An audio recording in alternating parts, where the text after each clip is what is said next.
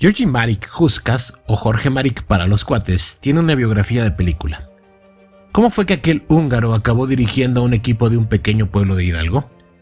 Vámonos a los años 40, apenas terminando la Segunda Guerra Mundial.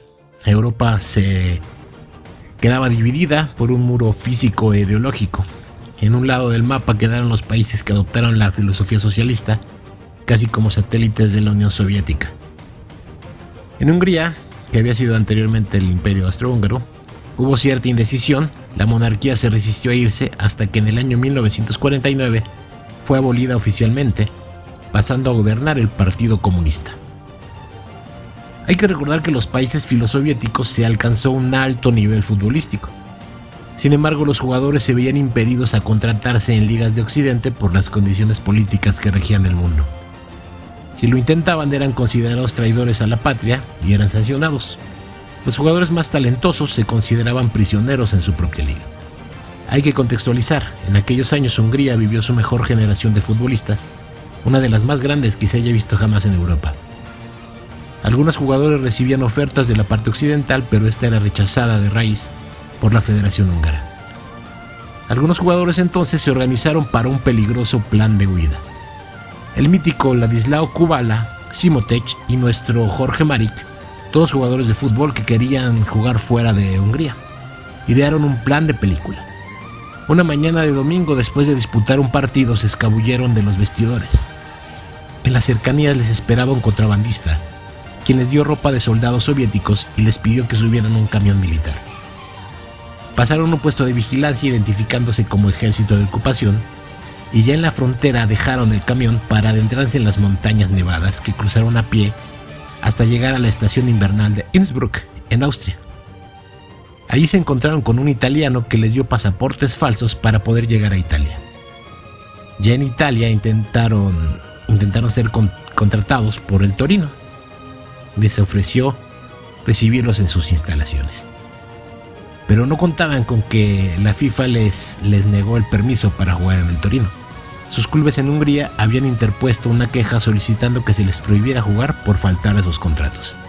La FIFA fue completamente inflexible, y aquellos jugadores se quedaron sin poder desempeñar su profesión y sin tener una forma de generar dinero para poder subsistir. En Italia se encontraron con Fernando Duakic, cuñado de Kubala que había escapado de Checoslovaquia, y se les ocurrió una idea que cambiaría todo. Formaron un club clandestino que pudiera jugar partidos de exhibición aquí y allá para encontrar un modus vivendi. Así nació el Hungaria, equipo de los sin patria, formado por exiliados de varios países de Europa del Este que no podían contratarse por estar sancionados por la FIFA a petición de sus clubes. Jugaban básicamente para sobrevivir. Ofrecían sus servicios como rivales en partidos amistosos por toda Europa, donde se fueron haciendo famosos. Pronto empezaron a recibir ofertas para integrarse a clubes occidentales. Entonces llegaron a España, donde vieron su mejor fútbol, encumbrándose con un gol en el Sarriá contra el Español de Barcelona.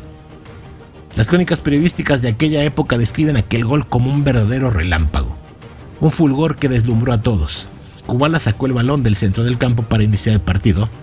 Jorge Marik controló, ganó tiempo y mandó un servicio de 3 dedos hacia el área del Español. Kubala recibió y en un solo movimiento se quitó a un rival con sombrerito, empalmando el balón de volea para poner aquello 1-0 en unos cuantos segundos. El público quedó estupefacto y entonces les llovieron ofertas. La FIFA ponía resistencia para permitirlo, pero el Barcelona fue muy terco y logró naturalizar a Kubala como refugiado político y ofrecerle un contrato como español, situación que no estaba prohibida. Y así poco a poco iban encontrando lugar en otros lugares del mundo. Entonces Jorge Marik se aburrió pronto de Europa. Su espíritu aventurero lo llevó a Colombia, liga que no estaba regulada por la FIFA y pagaba salarios altísimos para la época. Y se unió al Deportivo Samarios y luego al Santa Fe de Bogotá. En el año 1954 viajó a México para jugar en el Irapuato y consagrarse campeón con el León. Entonces se retiró y fue contratado para dirigir al Atlas y el Atlante. Luego, don Guillermo Álvarez lo buscó. Además de un buen salario, le ofreció la posibilidad de desarrollar un proyecto emocionante. Y Marik, con su espíritu aventurero, se dejó embelesar. En la temporada 61-62 llegó cargando una mochilita a un pueblito hidalguense pequeño para hacerse cargo de un naciente equipo de segunda división llamado Cruz Azul. Héctor Pulido contaba que le gustaba ir a ver talento a otros sitios. Aquel húngaro loco buscaba jugadores en sitios lejanos y les ofrecía unirse a un proyecto que él aseguraba iba a ser histórico. Y así fue.